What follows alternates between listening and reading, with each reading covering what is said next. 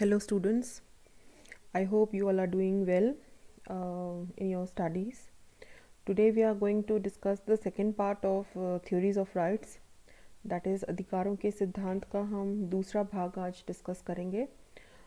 Previously, we had discussed on, I think, natural theory of rights, human rights, social welfare theory of rights, historical theory of rights, and then we were left with two theories. That was on Marxist theory of rights and Laski's theory on and Laski और Marxist में questions कई बार आते हैं exams में.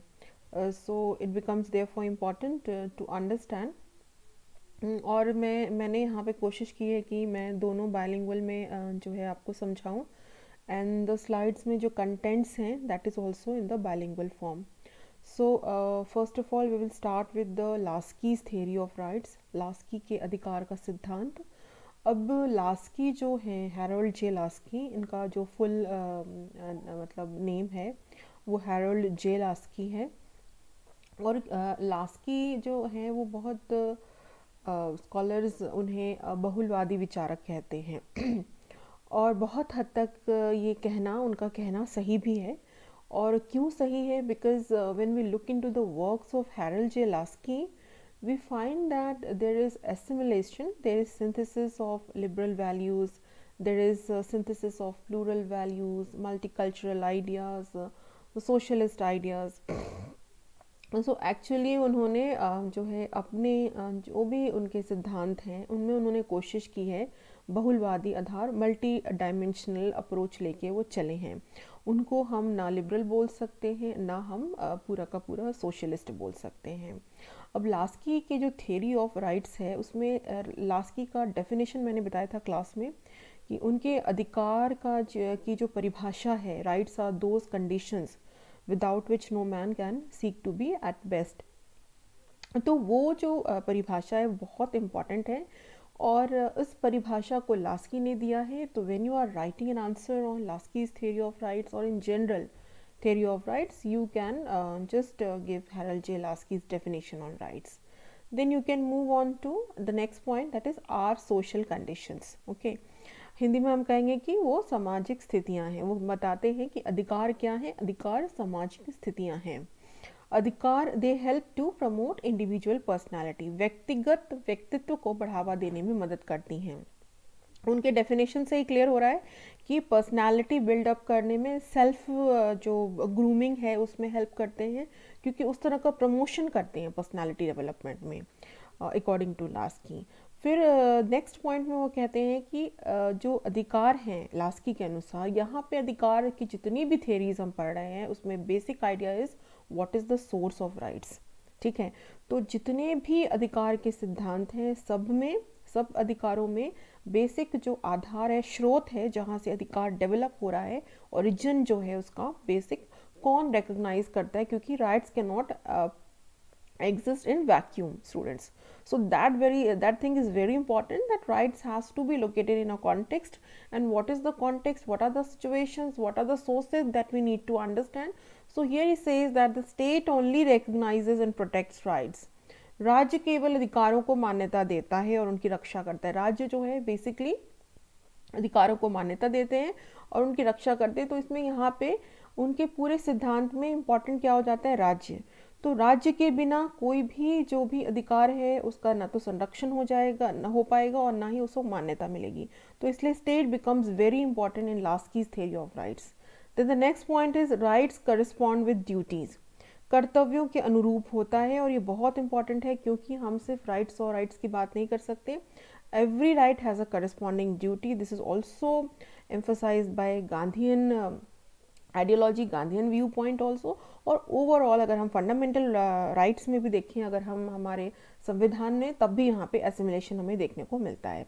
Then the next theory of right is Marx theory of rights.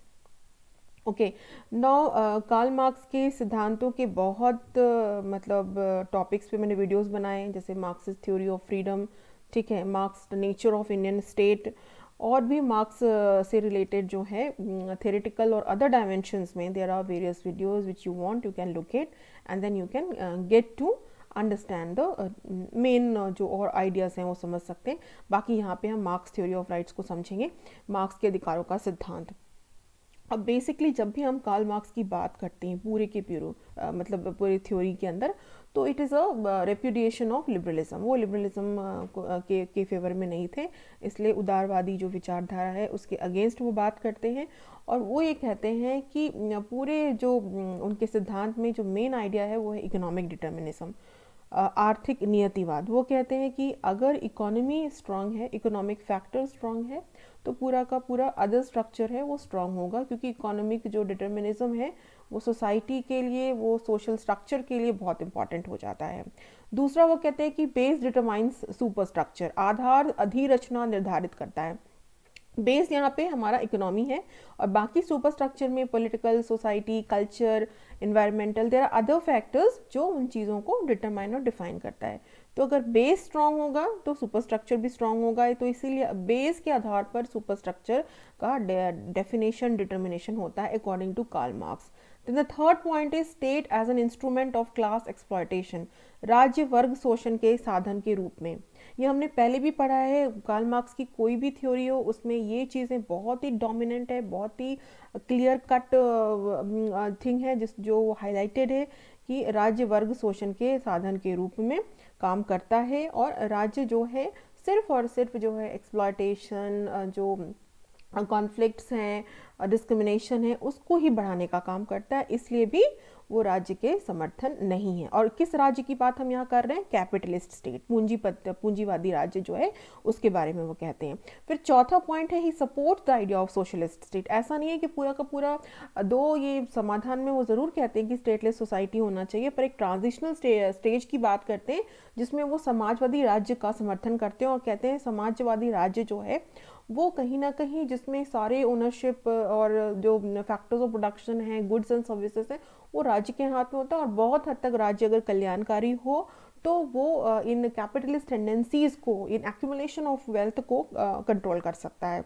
तो एक transitional stage की बात करते हैं जो समाजवादी राज्य का आधार बिल्ड करती है।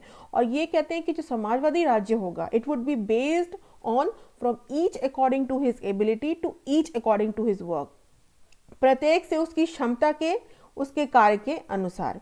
तो जो प्रत्येक व्यक्ति हैं, each and every individual whosoever is working, वो उसका जो भी आधार डिटरमाइन होगा according to his ability to according to his work. तो यहाँ पे basically Karl Marx tries to build the socialist idea, और किस तरह से जो है आगे वो अपने अधिकारों में, अधिकारों के अंदर भी, अधिकारों के सिद्धांत के अंदर भी वो कहते हैं कि यही चीज़ें हैं जो इम्पॉर्टेंट हैं, और सिर्फ जो है इकोनॉमी है वो डिटरमाइन करती है। तो अगर किसी व्यक्ति का इकोनॉमिक पावर और इकोनॉमिक स्ट्रक्चर स्ट्रांग है तो उनको भी फिर उन लोगों को, उन ग्रुप को, उन इंडिविजुअल को राइट्स भी इंजॉय करने का आधार मिल सकता है, और वो चीज़ों को इंजॉय करने के लिए, राइट्स इंजॉय करने के लिए उनके पास जो कंडीशंस हैं वो फैसिलिटेट करते हैं। और इसलिए वो राज्य, वो कहते हैं कि अधिकार जो है बेसिकली जो है वो सिर्फ और सिर्फ कुछ लोगों के हाथ में है। तो इसलिए अधिकार जो उसको हम इगैलिटेरियन बनाने के लिए और समतावादी जो आधार है उसको इंडोर्स करने के लिए ये बहुत ज़रूरी है कि अधिकार के अंदर इस तरह के जो कम्युनिस्ट वैल्यूज़ हैं, सोशल वैल्यूज़ हैं वो आए, और जो एक्सप्लॉयटेटिव टेंडेंसीज़ है उसको हम कम करें। इसलिए कम करने के लिए वो बात करते हैं कि राज्यविहीन समाज और वर्गविहीन समाज की जो है आधार को तय किया जाए। बट क्योंकि ये रैशनल नहीं है, वो लिमिटेशंस है, जो मार्क्सवादी विचारधारा के अंदर लिमिटेशंस है, we all of us we know many of the things which can not be implemented in totality, तो वो हम बाद में भी डिस्कस कर सकते हैं। ऐसे मैंने अपने जितने भी डिस्कशन मार्क्स पे किए हैं उसमें मैंने सारी बातें बताई हैं, और भी उनके फैक्टर्स जो हैं उनको मैंने एक्सप्लेन किया। If you are interested in understanding Marxism and other facets of Marxism, then you can go through those videos, and then you can ask if you have any doubts after that.